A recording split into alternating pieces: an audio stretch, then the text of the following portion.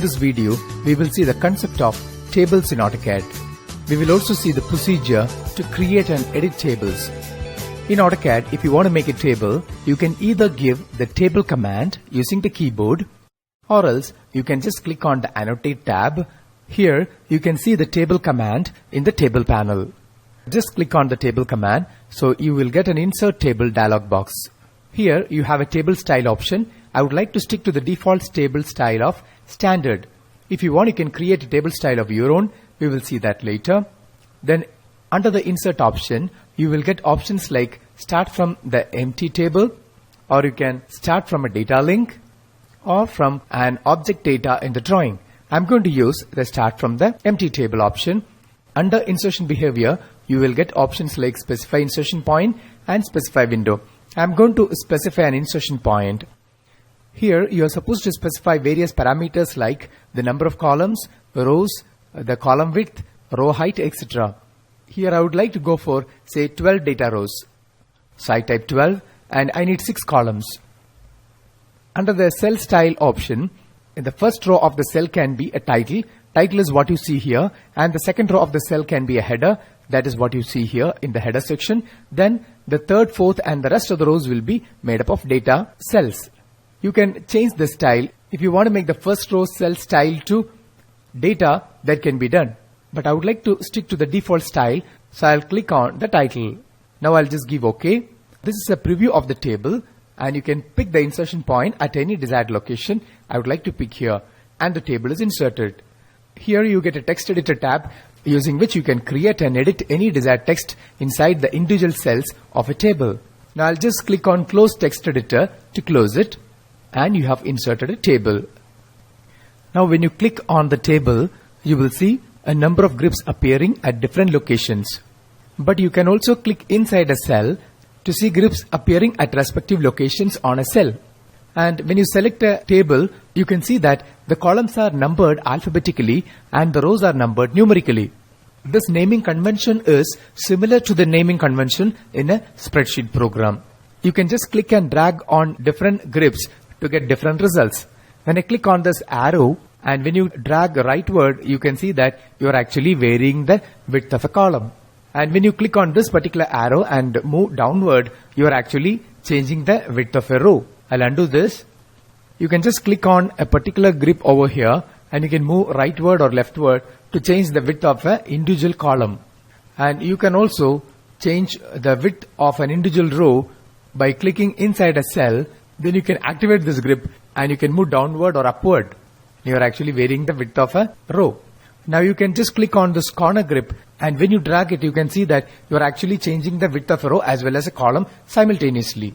And here you have a grip with which you can perform a table break. In table break, you are actually breaking a table into a number of secondary tables. For example, when I click over here and drag, you will see the position of the arrows getting changed, which is an indication that you have introduced a table break. Now when you just click on this grip, you will get a message that table break is active and the break height is 165.5713, which is actually the height of this particular table. When you just move the mouse, you will see that this table is getting broken into a number of secondary tables. Now when you move it further up, you will see more number of tables created in the rightward direction. You can control various parameters related with tables and table breaks by using the Properties palette. So you just click on the table and press Ctrl 1 to get it. And here you will get table break section. When you click over here, table break is presently enabled. When you click no, it will be disabled. And the direction of secondary table formation can be controlled. Presently it is rightward. If you want, you can make it downward. And when I shorten the table, you can see that more and more secondary tables will be created in the downward direction. Here you can change the table break height, spacing between individual tables, etc. using the same palette. Now I'll move the mouse downward to get a single table. You can perform a number of row and column related activities using the ribbon. So I'll just click to activate this cell. Now if I want to delete this particular column, I can just click on the delete column button. Now that column got deleted. Similarly, I can delete one or more rows by selecting those rows first. Similarly, I can delete one or more rows by selecting those rows first. Then I can click on the delete row button. You can also insert rows and columns. If I want to insert a column, I can just first activate the cell, then I can click on insert left or insert right button in the column panel. Suppose if I want a column to be inserted rightward, click on insert right. Similarly, I can insert a row below or above a particular selected row. Suppose if I want to insert a row, just click on this row and you click on insert row below. So one row below the selected row is inserted. Similarly, you can merge one or more cells into a single cell. Suppose if I want to merge all the cells to a single cell, you can just make a selection like this. When you click on merge cells, you will get options like merge all, merge by row or merge by column. If I click on merge by row, all the columns will get deleted and you will get a single column. But if I click on merge by column option, it will retain only the column and rows will get deleted. We can also merge cells by clicking on merge all option, in which the entire cells will get replaced with a single cell. Now I'll close the properties palette and I'll undo the changes. Next, let us input some data inside the individual cells. I'll just click to activate this cell, and here you can see various editing options related with the cell. When you double click inside a cell, you can input data. I'm going to prepare a table of the database of the various employees in an office. So I'll call it as database of employees.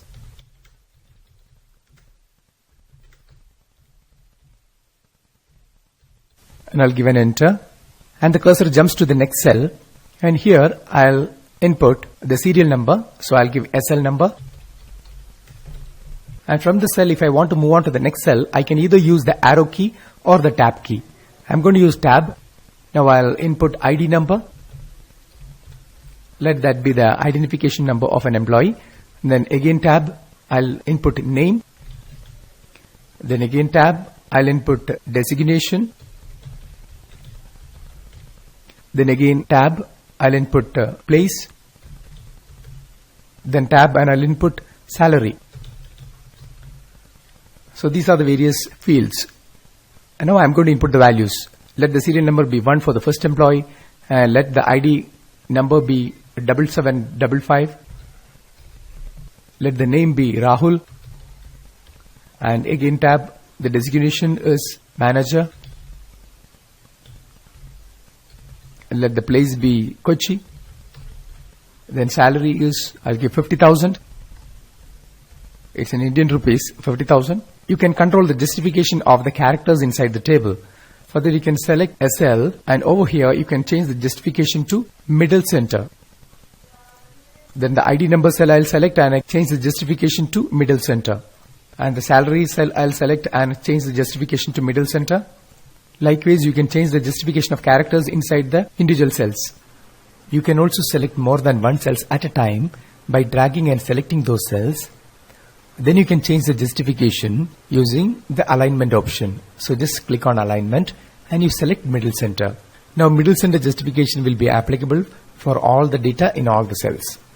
The serial number can be generated in a serial order by clicking on the cell which contains the number 1. Then you can just click on the handle, then you can drag it downwards. You can see that the numbers will get automatically generated. This feature is an inherent feature of a spreadsheet program like MS Excel. Assuming that the ID number is also in a serial order, you can just click and drag this particular handle to generate it in a serial order. I'll enter different data in rest of the cells to complete this table. This is how a completed table will appear. Now I would like to add a row onto this table. Here in the row panel, I have an option called Insert Below. Just click on that. So a new row will get added. Next, I would like to merge all the cells into a single cell. So I'll select all these cells and I'll click on Merge Cells and Merge All. So it will become a single cell. Now I'll just activate this particular cell. Now I would like to get a sum of all the salary into this cell. So what I'll do is, just as you do in a spreadsheet program, in the Insert panel, you have a formula option. So click on the formula button. Here you can apply different types of formulas ranging from sum to equation. So I'll click on sum. Now it will ask you to select the first corner of the cell range. I'll click on this particular corner. Then I'll drag my mouse all the way straight down and I'll click on this corner. So it will create an equation automatically. The equation is equal to sum within brackets F3 colon F12. Means in the cell, the sum of all the numbers which are displayed from F3 to F12 will be shown. So I'll just give an enter, and when you zoom in, you can see that the sum of all the numbers in the corresponding cells are calculated and it is shown here. Now you can see a gray color here, which is an indication that this cell is an active cell. That means any changes performed on any of the cells will get instantly reflected here. Let us change, for example, the salary of this engineer from 40,000 to 42,000. So I'll just add a 2 here and give one more enter. So that change will get reflected. You can insert different types of objects in any desired cell in a table. For example, I'll just activate the cell. In this ribbon, we have an insert panel, and you can insert a block if you want. And here you can just browse and you can select any desired block. For example, if I want to insert a chair, just give open and OK. That particular chair symbol will get inserted here. And justification is given as top left. That is why you will see the chair getting inserted this way. I'll just undo this. Now I'll click to activate this cell again, and I can insert a field. Let's take, for example, a date. You can insert a date in any desired styles. Suppose if I want the date to be inserted in this particular style, just click on that style and give OK. So you will see the date getting inserted. Here you can see a gray color. It means that this value is an active value. As the date changes, it will get changed. I'll undo this as well. You can also insert certain parameters related with objects. For example, I'll draw a circle here using the center radius option. I would like to insert the circumference of the circle into the cell.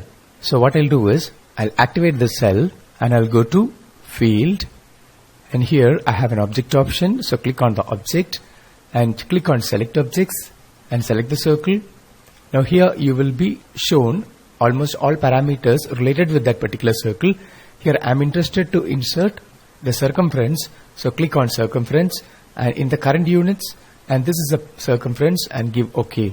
So that particular value is displayed. You can also see a gray color surrounding it, which means that this value is an active value which will change with the circle. So I'll scale the circle. So I'll go to Home tab, I'll choose Scale command, I'll select the circle, and this is the base point. I'll give a scale factor of 1.5. Now the change is not reflecting here, so just give a region command, RE. The moment you give region, you will see the changes getting updated automatically. This is how you insert a field inside any desired cell. We have already seen the procedure to insert a formula. Next we will see locking and unlocking of cells. For that, you have to select a cell first. Then in the cell format panel, you have an option called cell locking. So you can lock a cell in the content based or format based, or both content and format based. I'll click on content and format locked. Now once you lock it, when you double click, you won't be able to edit the content inside the cell. Now once you lock it, and if you want to edit it, you have to unlock it. So I'll click on unlocked. You can also change the data format of the value inside the cell. For example, if you want to make it a currency, just click on currency. So you will get a currency format. And if you want to make it an angle, just click on angle. It will be an angle format. If you want to make it into a decimal number, just click on that. Likewise, you can change the format. The default format is whole number. So it is back to the previous format. Next, I'll teach you the concept of table styles. You are already familiar with text styles. Similarly, the various parameters related with the table can be changed using table styles. You can use the table style command to create, edit, and make current table styles. And using table styles, you can change the appearance of existing or new tables, which includes the background color, margins, borders, text, and other table related characteristics. In AutoCAD, you can control the table styles either by using the table style command or by clicking on the table style dialog box launcher at the tables panel. So I'll click on this. Here you can see the current style as standard. By using the set current button, you can set a style as a current style. New button can be used to create a new style, and modify can be used to modify an existing style. Now I would like to modify the standard style to make this particular table more presentable. So I'll click on modify, and here the table generation can be modified. It can be either down or up. I would like to retain it as down. Now cell style can be modified. If you select data, you can change all data related parameters here. If you select header, the changes will be applicable to the header, and title is related with changes on titles. Now I would like to make changes on the data. So click on data. A general tab can be used to change a general parameter. For example, I want to change the fill color of the data cells. So just click on this color pop-up list and choose blue color as the background fill color. Now alignment can be changed, format can be changed. Now I would like to change the text color as well. So click on text tab and change the color to yellow. Okay, now border can be changed if you want. Now I'm not going to do that. I also would like to incorporate changes on the title. So click on title and you can change the fill color of title to say red. So these are the changes I have performed. Now I'll give OK and close. Now you can see that your table is more colorful and presentable. Next, I'll create a new style. For that, I'll click on the table style dialog box launcher. Now I'll click on new and I'll call the style as my style. You can give any suitable name. And I'll click on continue. So you will get new style table dialog. Here, I would like to change data related parameters. I'll change the color of the text in the data cell to blue color and I'll change the fill color to cyan. Next I'll select title and I'll change the fill color of the title to yellow and I'll change the text color of title to red. Then I'll go for header and I'll change the header text color to green. And I would like to give a special font for the header. So I'll click on text style. Here the standard is the only defined style in the text. So I'll click on the browse button. I can create a new style and I'll call it as SAB. You can give any name. Here I'll choose a different font for that style. Let it be Veneta BT font. Okay, and just give apply and close. Now you will see the header style is being changed. Okay, and just give OK and close. And you can see that the current style is my style. Next I'll create a new table. So click on table and I'll accept the existing parameters and just click to create it here. Now this particular new table will appear in this new style. To close table editor, using this particular grip you can move the table and relocate it anywhere you want. Using the properties palette you can change the style of an existing table. For that you select the existing table and press Ctrl 1. Here you can change the table style from standard to the new existing style. Just click on that. This is how you change the style of an existing table. Next we will see the procedure to export the content of this table into Microsoft Excel. For that, just select the table and right click. Here you will get an option called export. Now click on export and here it will ask you for the location. Now the file will be stored with an extension of CSV. Table 1 will be the default name. You can give any name. I'll call it as employee database. Now I'll save this file. Next I'll open MS Excel and here I'll go to File, Open and I'll choose All Files and I'll go to Desktop. Here you can see a file called Employee Database. Just open it. Now that content is taken to MS Excel. Now you can adjust the width of the columns to see the contents clearly. This database of employee should be a single cell. So I'll just select all these cells and I'll click on Merge Cell over here. Just click on Merge Cell and give OK. So that is corrected. Now you can save this content as an Excel file. I'll go to File, Save As. I'll save it in MS Excel format, which is XLS format. Just click on that and save. Just give yes. Now on the desktop, an Excel file is created from the table. Now let's do it in the other way around. That is, we will create an AutoCAD table from an Excel file. We have already created an Excel file of the employee database. We will create a table out of that. So I'll go to AutoCAD and I'll open a new file and I'll click on the table command. In the insert options, we have used start from empty table previously, but this time I'm going to use from a data link. Now just click on Launch Data Link Manager. Now you will get a Data Link Manager dialog box. Here you can click on Create New Excel Data Link and you can give just a name to identify that link. I'll call it as My Link. And I'll give OK. Here you will get a new Excel data link browser. Just click on the browser button and here you can just select the table and give open. Now you can see a little preview of the table and give OK and one more OK and just give OK to exit this dialog box. And here you can just make a click to see the table created. And hence you can make a table in AutoCAD from an Excel file. Now another interesting aspect of this feature is that these two files are interlinked. That means any changes performed on the Excel file will get reflected in the AutoCAD table and vice versa. Let's check that out. Here I'll just click to change the salary of this person from 50,000 to 70,000.